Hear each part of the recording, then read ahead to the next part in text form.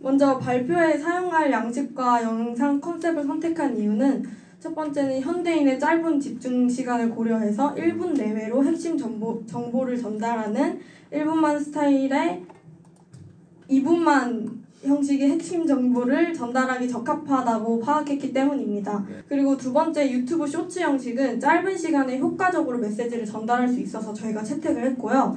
그리고 최신 트렌드를 반영한다고 생각했습니다. 그리고 세 번째, AI 기반의 미래 예측 뉴스는 상상력을 자극하여 디지털 시대의 청사진을 그릴 수 있을 것이라고 생각했고, PPT 형식은 시각적 효과와 복잡한 사진들과 복잡한 내용을 간결하게 전달할 수 있어 효과적이라고 생각했습니다. 또한 PPT는 제가 직접 제작하였고요. 그리고 PPT에 사용한 여러 사진들과 전체 디자인 및 편집에 정말 온 힘을 쏟았으니 오 한번 부탁드립니다. 오. 사진과 영상 보시는 재미가 쏠쏠하실 거예요. 네. 이제 첫 번째 순서인 저희의 모둠 따진말을 소개하겠습니다. 따진말은 익명 커뮤니티에서의 혐오 표현을 어떻게 줄일 수 있을까입니다. 리허설 때도 말씀드렸지만 저희의 따진말은 어떻게 없앨 수 있을까였습니다. 하지만 완벽히 없애는 것이 가능한가라는 의문이 들었고 디지털 시대에서는 거의 불가능할 수도 있다는 생각이 들었습니다. 그리고 교수님께서도 저희와 같은 피드백을 주셨고 저희는 이 의견을 수용해 없애자보다는 줄이자의 방향으로 초점을 맞추기로 했습니다. 그렇다면 저희가 왜 없앨 수 없을까요? 익명 커뮤니티에서 혐오 표현을 줄이기 어려운 이유는 정말 여러 가지가 있는데요. 저는 이것을 총 4가지로 정리해 보았습니다. 첫 번째로는 규제의 한계입니다. 이건 아마 제일 먼저 떠올렸을 수도 있는데요. 관리자는 커뮤니티의 콘텐츠를 모니터링하고 규제할 수 있습니다. 하지만 실시간으로 수많은 사용자의 발언을 체크해서 규제하는 데에는 어려움이 있습니다. 또한 커뮤니티 크기가 계속해서 커지면서 혐오 표현의 수가 늘어날 것이고 이에 따라 걸러내는 것에 현실적인 어려움이 있다고 판단했습니다. 두 번째로는 풍선 효과입니다. 한 커뮤니티에서 혐오 표현을 규제하게 되면 그 사용자는 다른 커뮤니티로 넘어가서 혐오를 분출하게 됩니다. 한 곳에서의 규제가 다른 곳에서의 문제를 해결하지 못하는 현상을 풍선 효과라고 부릅니다. 세 번째 이유는 전면 규제를 한다면 역효과가 발생한다는 것입니다. 지나치게 강력한 규제는 사용자들이 숨게 만듭니다. 또한 숨어서 혐오 표현을 은밀하게 퍼뜨리도록 만들고 규제가 강해진다면 사용자는 교묘하게 혐오 표현을 숨기게 될 것입니다. 마지막 4번째 이유는 자발적인 규제는 강도가 약하다는 점입니다. 커뮤니티 내에서의 자발적인 규제는 규제의 필요성을 인식한 몇몇 사용자에게만 효과적일 뿐입니다. 전체적으로 혐오 표현을 근절시키는 데에는 한계가 있습니다. 따라서 저희는 자발적인 규제를 강화하려면 조금 더 체계적인 접근이 필요하다고 판단하였습니다. 자, 오 한번 해주세요. 정말 설명을 잘 해주셨죠? 박수 한번 해주세요. 네, 한눈에 다 이해가 됩니다. 네. 이처럼 혐오 표현을 완벽하게 없애는 게 어려운 현실입니다. 저희가 이제부터 제시할 해결 방안은 충분히 실현 가능할 가능성을 가졌다고 생각합니다. 이제 그 가능성을 조금 더 구체적으로 보여드리기 위해서 2분만 컨셉의 익명 커뮤니티 속 혐오 표현 문제 제기 영상을 준비하였습니다. 다음 차례는 2분만 컨텐츠인데요. 먼저 영상을 시청하기 전에 이해를 돕기 위해 영상 소개를 먼저 진행하겠습니다. 네. 이 2분만 콘텐츠는 1분만이라는 유튜브 채널을 참고하여 제작하였고 이번 발표의 핵심 내용만 압축하여 앞으로의 내용의 이해를 돕기 위해 제작되었습니다. 바로 시청하겠습니다. 딱 2분만 집중해서 들어봐. 너희들 혹시 이런 말들 SNS에서 보거나 들어본 적 있어? S라고 대답했다면 이런 말들이 어디서 생성됐는지 무슨 의미인지 알아? 앞서 말한 단어들은 익명 커뮤니티에서 우리가 쉽게 접할 수 있는 SNS로 퍼져서 일상생활에서도 많이 쓰이는 혐오 표현이야. 무슨 뜻인지 정확하게 모르고 쓰던 말들이 그 속에는 혐오의 의미를 담고 있었다고 생각해봐. 너무 무섭지? 이런 혐오 표현을 남발하는 곳이 바로 익명 커뮤니티야. 익명 커뮤니티는 익명성을 가진 인터넷상에서 공통의 관심사, 특징을 가진 사람들이 모여 소통하는 선동하는 의사소통의 장이야. 여기서의 핵심은 익명성이라고 할 수 있는데 익명성은 무엇일까? 익명성은 인터넷상에서 가면을 써 자신의 정체를 밝히지 않은 채 활동할 수 있는 수단이라고 정리할 수 있어. 자신의 정체를 숨길 수 있는 익명성의 특징 때문에 현실에서는 쉽게 내뱉을 수 없는 혐오 표현들을 익명 커뮤니티에서 죄의식 없이 쓰는 거지. 그렇다면 이제 질문이 예상되지? 혐오 표현은 무엇일까? 혐오 표현은 사회적 계약에 의해 형성된 평등한 관계가 깨질 때 특정 대상에 대하여 그들에 대한 차별, 공격, 불쾌감을 가지고 언어의 형태로 선동하는 표현이야. 즉, 다시 정리해보자면 자신의 정체를 숨긴 채로 공통의 관심사나 특징을 가진 사람들이 인터넷상에서 특정 대상에 대해 차별, 공격, 불쾌감을 드러내는 혐오 표현을 하고 있다는 것이지. 이해되지? 마지막으로 익명 커뮤니티에서의 혐오 표현을 우리가 실질적으로 접하게 되는 SNS에 대해서도 알아보자. SNS는 개인을 중심으로 연결되는 관계가 누적되는 온라인 플랫폼이야. 넓은 의미로는 의사소통을 통해 관계를 형성할 수 있는 온라인 커뮤니티와 유사하다고 볼 수 있지만 온라인 커뮤니티는 공통의 관심사라는 목적을 가지고 사람들이 모여 형성되는 반면 SNS는 개인의 삶을 중심으로 관계가 그물처럼 누적된다는 점에서 차이점이 있지. 물론 혐오 표현 자체로도 크나큰 문제지만 다들 이미 인식하고 있는 문제점이잖아. 그래서 우리가 더욱 집중하고자 하는 문제점은 익명 커뮤니티에서의 혐오 표현들이 SNS로 퍼져서 혐오 표현인지도 모르고 당연하게 쓰고 있다는 점이야. 결론적으로 우리는 오늘 익명 커뮤니티에서 SNS로 퍼져나가는 혐오 표현을 어떻게 해야 줄일 수 있을까에 대해 얘기해보고자 해. 정말 흥미로울 것 같지 않아? 네, 박수 한번 주세요. 네, 재밌게 시청하셨나요? 네. 많은 내용들이 지나가서 제대로 기억나지 않은 부분이 있을 것 같아서 다시 한번 핵심 단어들의 뜻매김을 설명하겠습니다. 네. 익명 커뮤니티는 익명과 커뮤니티의 합성어입니다. 여기서 익명성은 인터넷상에서 가면을 써 자신의 정체인 성별, 이름, 연령 등을 밝히지 않은 채 활동할 수 있는 수단입니다.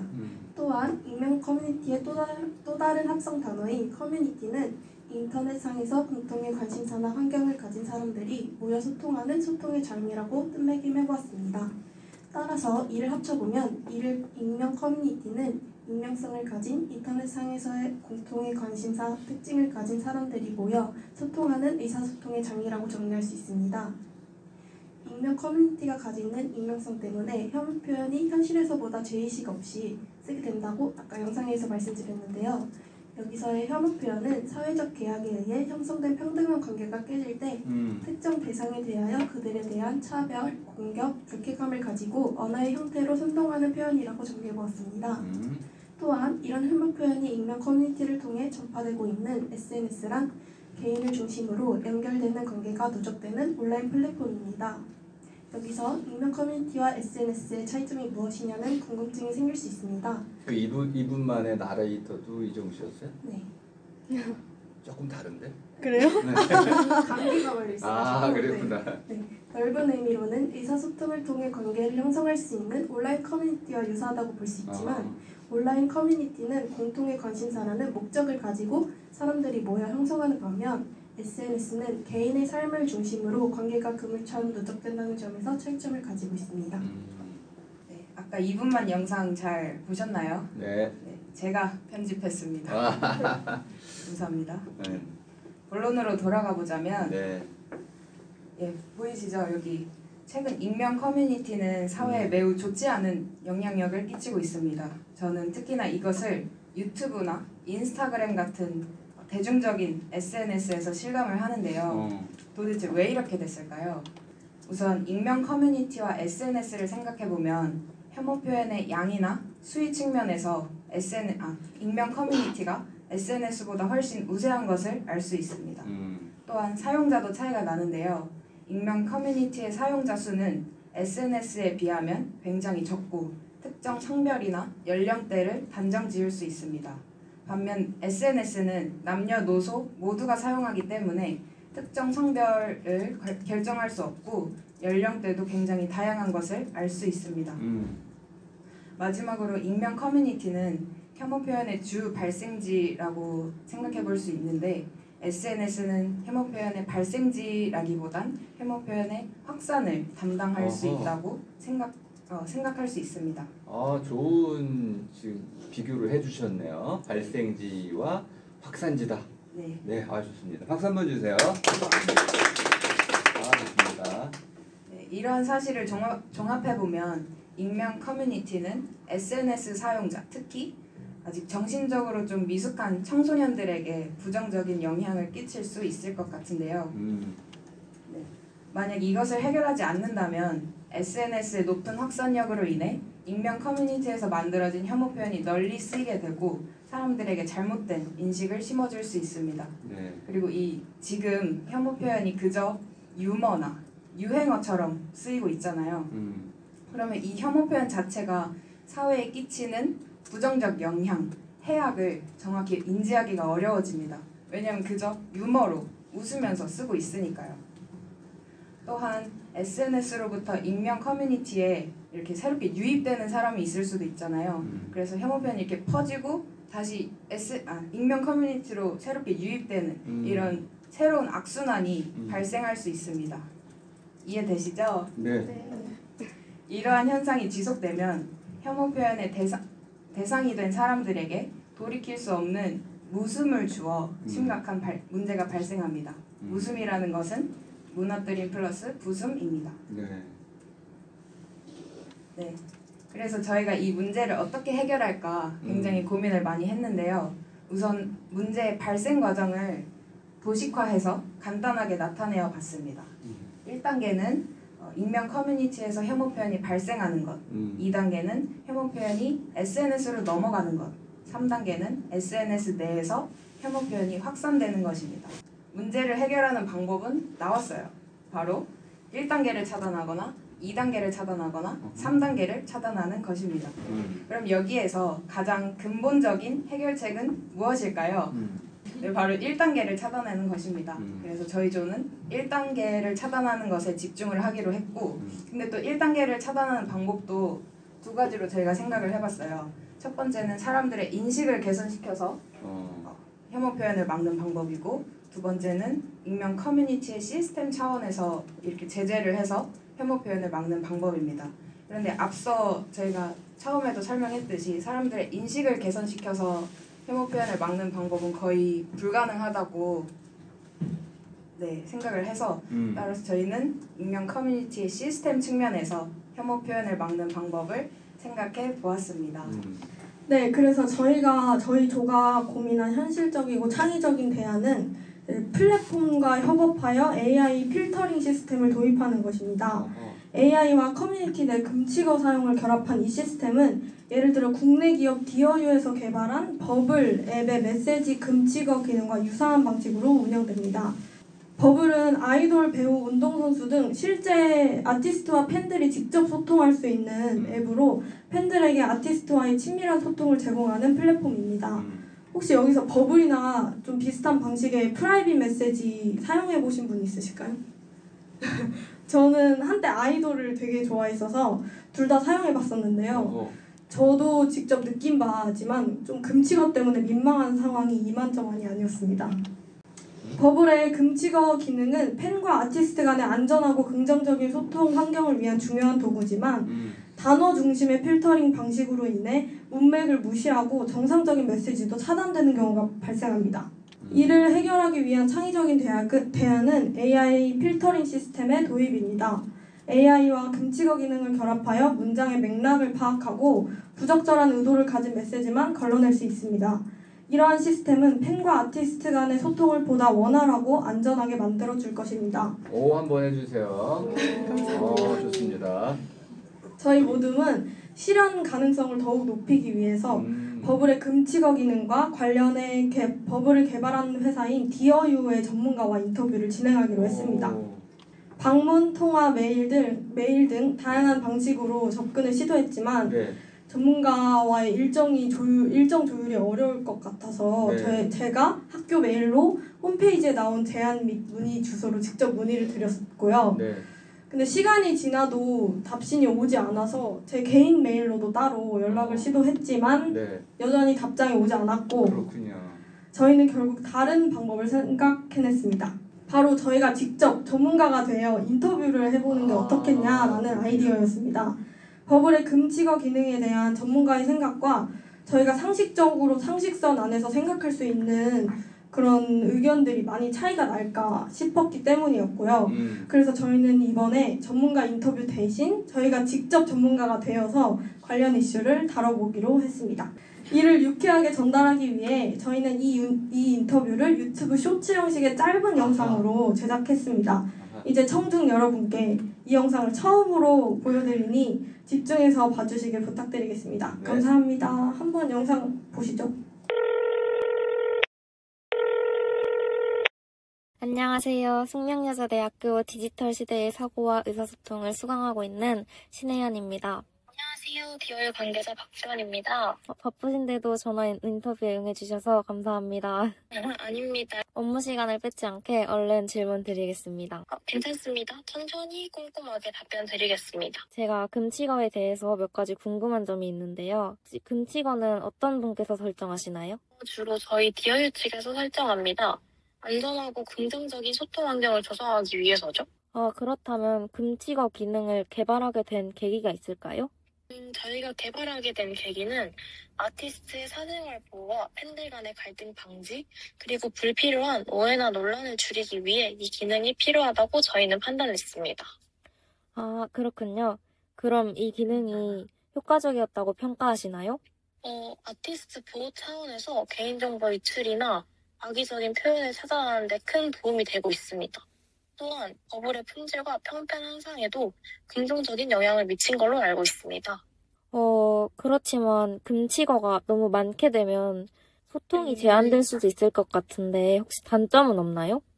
혜연님 말이 맞습니다. 금치거가 광범위하거나 엄격하게 설정되면 팬들이 의도하지 않게 제한을 받을 수 있습니다. 또한 필터가 맥락을 이해하지 못해 탐지를 하는 경우도 있더라고요. 사실 팬들 사이에서는 이 금치거 때문에 보내는 메시지가 맥락을 잃거나 오해될 수 있다는 불만도 있었습니다. 이에 대해서 AI를 사용해 메시지 전체의 맥락을 이해하는 방식으로 개선하실 계획이 있는지 궁금합니다. 저희는 지금 AI 기반 맥락 필터링을 고려하고 있습니다. AI는 특정 단어를 금지하는 대신 맥락과 의도를 파악해 불쾌감을 줄 수 있는 발언이나 부적절한 표현만 걸러낼 수 있습니다. 하지만 기술적 복합성 및 비용, 그리고 언어의 다양성과 문화적 맥락 문제 등으로 인해 아직 완전히 도입되지는 않았습니다. 그렇다면 앞으로는 도입될 수 있는 건가요? 이제 앞으로 갈수록 AI 기술이 더 발전하고 비용이 절감되면 아마 점진적으로 도입할 가능성은 있습니다. 현재는 패턴 인식 기술을 통해 단어의 변형뿐만 아니라 문장 내에서의 비방 패턴을 분석하는 방식도 검토 중입니다. 그럼 지속 가능한 방법으로 AI 기반의 지속적인 학습 시스템 구축이나 글로벌적인 접근이 필요할 것 같네요. 마지막으로 하고 싶은 말씀이 있다면 해주세요. 네, 팬들과 아티스트 모두가 긍정적인 소통을 할 수 있는 환경을 만들기 위해 지속적으로 노력하겠습니다. 감사합니다. 정말 많은 도움이 되었습니다. 질문해 주셔서 감사합니다. 수고하셨습니다. 네. 영상 잘 보셨나요? 네. 앞서 말씀드린 대로 저희는 버블이라는 플랫폼을 운영하는 디어유와의 컨택을 시도했지만 성공하지 못하였습니다. 그래서 저는 디어유 관계자의 관점에서 이 문제를 직접 생각해 보았습니다. 이제 간략하게 인터뷰 내용을 설명해드리면 버블 플랫폼에서 금치거 설정은 주로 플랫폼 운영사인 디어유가 담당합니다. 금치거 기능은 아티스트의 사생활 보호와 팬들 간의 갈등 방지, 그리고 안전한 소통 환경을 조성하기 위해 개발되었습니다. 그러나 금치거는 아티스트를 보호하고 앱의 신뢰도와 품질을 높이는 데 도움은 되지만 맥락을 파악하지 못해 앞서 말씀드린 대로 그냥 막무가내로 금치거라면 무조건 금지시켜버려 소통을 제한하거나 오탐지가 발생하는 단점이 나타나고 있습니다. 그래서 저희가 생각한 것은 AI 기반의 맥락 필터링 및 감정 분석을 통해 메시지의 의도를 정확하게 파악하여 보다 정교하게 필터링하는 방식을 제안하였습니다. 감정까지요? 네, 이제 그런 기능이 더 추가되면 그렇게 될 수도 있어요. 문자로 하는데도? 네, 그 메시지의 감정을 파악하는 그런 기술도 발전되고 있더라고요. 하지만 기술적 복합성 및 비용, 데이터 프라이버시 등의 문제로 인해 현재는 단순 금치거 필터링이 유지되고 있습니다. 그러나 지속 가능한 방법으로는 AI의 학습 시스템과 패턴 인식을 통해 변형된 단어를 효과적으로 필터링하는 방안이 제시되고 있습니다. 그렇다면 다음으로는 버블과 AI 기반 맥락 필터링 기술이 합쳐져서 미래에 사용되는 모습을 뉴스로 보여드리도록 하겠습니다. 이 뉴스는 AI를 이용한 혐오 발화 인식 기술 도입 이후에 미래를 상상하며 제작되었습니다. AI가 인터넷과 커뮤니티 세상 속에 혐오를 인식하고 혐오를 표출한 사용자를 제어하기 시작한 미래를 머릿속으로 그려보며 영상을 시청해주시면 좋을 것 같습니다. 영상 보고 오시겠습니다.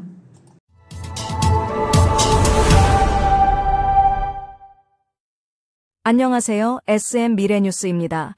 최근 AI 기술은 커뮤니티와 채팅에서 혐오 표현을 인식하고 대응하는 시스템으로 자리 잡고 있습니다. 몇 년 전 한 게임사는 AI를 도입해 사용자의 채팅에서 혐오 표현을 실시간으로 파악하고 차단하는 기술을 개발했으며 이는 혐오 표현 외에도 개인정보 침해나 비윤리적 언급을 감지할 수 있습니다.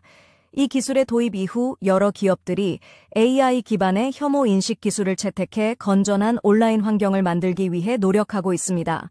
SM 미래뉴스 설문조사에 따르면 74%는 AI 혐오 인식 기술에 찬성했고 26%는 반대했습니다.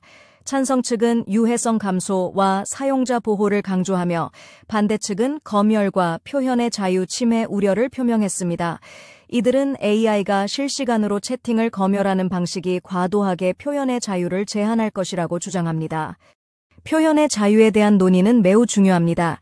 세계인권선언 제19조와 대한민국 헌법 제21조는 표현의 자유를 보장하지만 이 권리는 무제한적이지 않습니다. 헌법 제37조에서는 국가안전보장, 질서유지 또는 공공복리를 위해 필요한 경우 자유를 제한할 수 있다고 명시하고 있습니다. 혐오 표현이 사회에 미치는 해악을 고려할 때 이를 규제하는 것은 정당할 수 있습니다. 표현의 자유는 타인의 권리나 사회적 질서를 해치지 않는 범위 내에서 보장되어야 합니다. 과거에는 자율 규제가 혐오 표현을 줄이는 역할을 했습니다. 한국인터넷자율정책기구 KISO는 자율 규제를 통해 건전한 인터넷 문화를 만들려 노력했으나 자율 규제만으로는 한계가 있었습니다. 이에 따라 AI 기술이 도입되어 혐오 표현을 실시간으로 감지하고 대응하게 된 것입니다. AI를 활용한 혐오 표현 규제는 국내뿐만 아니라 국제적으로도 확산되고 있습니다. 예를 들어 독일은 2019년 소셜 네트워크에서 혐오 표현을 규제하는 법을 통과시켰습니다. 이 법은 혐오 표현을 즉시 삭제하거나 차단하고 위반 시 기업에 과태료를 부과하며 수사기관에 제공해야 하는 의무를 두고 있습니다. 결국 AI 혐오 인식 기술은 표현의 자유를 억제하려는 것이 아니라 혐오 표현을 줄이고 사람들을 보호하는 데 초점을 맞추고 있습니다. 이러한 기술이 도입된 커뮤니티는 더 안전하고 건강한 온라인 환경을 제공하며 건전한 소통을 촉진하는 중요한 역할을 할 것입니다. 이상으로 SM 미래뉴스를 마칩니다. 감사합니다.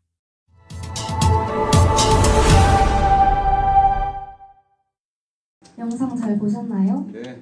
AI가 인간의 글을 읽고 내용을 파악한 뒤 조치를 취하는 미래가 왔을 때 어떤 변화가 생길 것이라고 느끼시나요? 이 부분에서 부정적 입장을 취하시는 분들은 표현의 자유가 침해당한다는 부분을 언급하실 거라고 생각합니다. 혐오 표현 처벌은 사용자를 제지하고 규제하려는 목적이 아닙니다. 사회가 혐오 표현을 반대한다는 것을 알리는 데에 의의가 있습니다. 사회가 혐오 표현을 반대하고 있다는 것을 보여주지 않는다면 혐오 표현의 수준은 계속해서 심해질 것이며 이는 돌이킬 수 없는 결과를 이끌어낼 것입니다. 뉴스에 나온 KISO 한국인터넷자율정책기구는 2009년부터 자유로운 커뮤니티 생성 촉진에 기여하였습니다. 네. 또 2024년 KISO 혐오표현심의위원회는 자율정책 가이드라인에 따라서 위원회 출범 이후 처음으로 댓글 심의를 실시하였습니다. 이제 혐오 표현 규제를 실시하고 있는 독일의 예시를 조금 더 자세하게 설명해 드리겠습니다. 네. 독일은 명예훼손, 인종혐오, 폭력, 역사 왜곡을 혐오 표현에 포함합니다. 또한 이에 대해서 네트워크 집행법을 실시하는데요.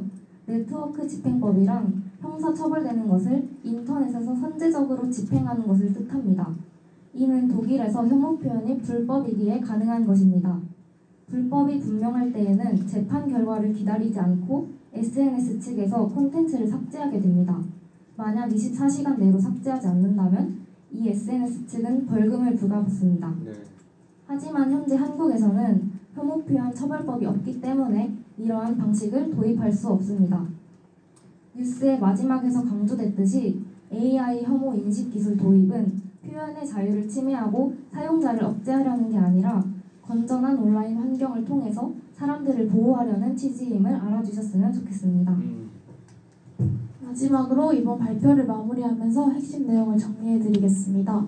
저희 모둠은 익명 커뮤니티에서 혐오 표현 문제를 다루며 이를 줄이기 위한 현실적이고 창의적인 해결 방안으로 AI 필터링 시스템을 도입을 제안했습니다. 익명 커뮤니티에서 혐오 표현을 줄이는 것이 어려운 이유는 규제의 한계, 지나친 규제의 역학과 통전력과 자발적 규제의 한계 등 복합적인 요인 때문입니다.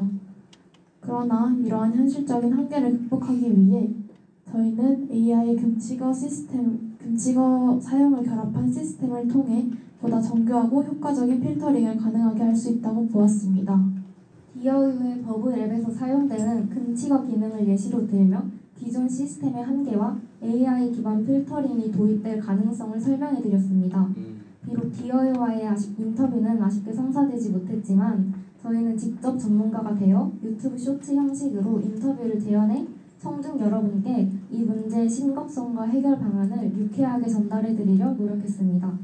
마지막으로 AI 기술을 활용한 미래의 변화를 상상하며 제작한 AI 뉴스 영상을 통해 혐오 표현 인식 기술 도입 이후에 긍정적인 변화를 보여드렸습니다.